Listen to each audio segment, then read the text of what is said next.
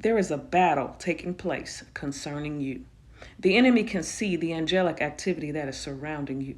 He sees the angels ascending and descending with your blessings, with the answer to your prayer that you've been waiting on, with your deliverance, with your healing, with your finances that he's tried to steal. But even if he can't steal them, he's going to try to delay them. He's going to try to delay them through willful sin in our lives that causes us to open a door to allow him to come in and to steal them legally now, because the enemy does have some laws that he has to abide by in the spiritual realm. And if we open the door for him to come in, then he will try to steal what belongs to us.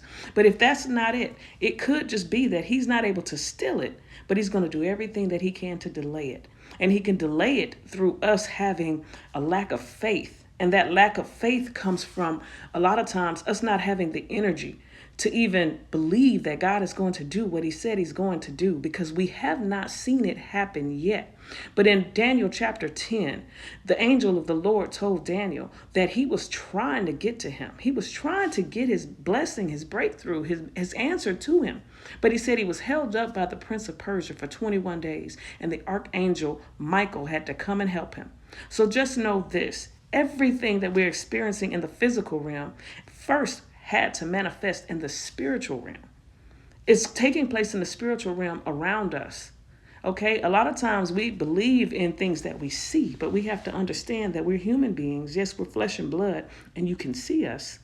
But the spiritual is what is happening behind the scenes that causes us to see things in the physical realm. So what does that mean? It means we can't just believe the good stuff and don't want to believe the bad stuff, right? People want to believe in heaven, but they don't want to believe in hell. People want to believe in God, but they don't want to believe in his adversary, a much weaker foe, of course, Satan. They want to believe in good angels, but they don't want to believe in the fallen angels. So who do you think the angels of God are going to be fighting on your behalf? They're going to be fighting the fallen angels who do have power, but they don't have more power than the Almighty God. So understand right now that if there's any area in your life that you have not submitted to God, none of us are perfect. We all have things that we have to submit to him. Sometimes we have to submit it to him more than once, because these things are things that we may have entertained or indulged in often or regularly. And so the enemy's going to keep trying to come back in and attack us in those areas where he thinks we're weak, right? So, and this is just a side note to this message. The side note is this. If the enemy is constantly attacking you in a certain area, or even if people keep trying to attack you in a certain area, it is because it's possible that there is a weakness in that area. So we know that the enemy uses people, but take it as a clue, right? Because, hey, none of this stuff is a secret to us, because God has given us eyes to see and ears to hear, right? And he shows us through his word how the enemy operates. That's why it's important to read the Bible and to look at what happened to our brothers and sisters in the Lord that came before us. What did they go through and how did they overcome those things? That is what the Bible is there for, to encourage us in the Lord, right?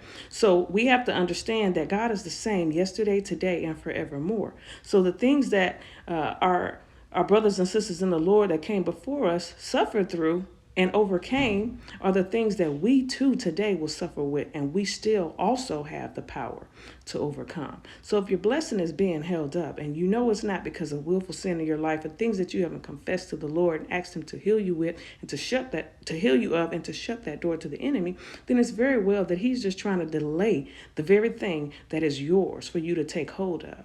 But then the enemy is going to try to come in and beat you up and distract you and have you so tired and just, worn out from fighting things that probably don't even matter, until you get frustrated, and you get frustrated with yourself, you get frustrated with people, and you can even get frustrated with God because you don't see it happening yet, right?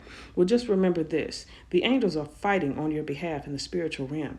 That is why it's so important for you to hold on to your faith. Hold on to your faith in the things that you don't see, knowing that they will come to pass, because it is a promise that God has given you. So do not let your faith fail you in this moment. I pray that you would believe, but Lord, help your unbelief if you have it in you at all, and you're, just not sure if it's ever going to come to pass. Hold on. Tomorrow's going to come, right? And when it comes, know that you're still going to need to hold on to that faith that you had the day before, because the angels are fighting for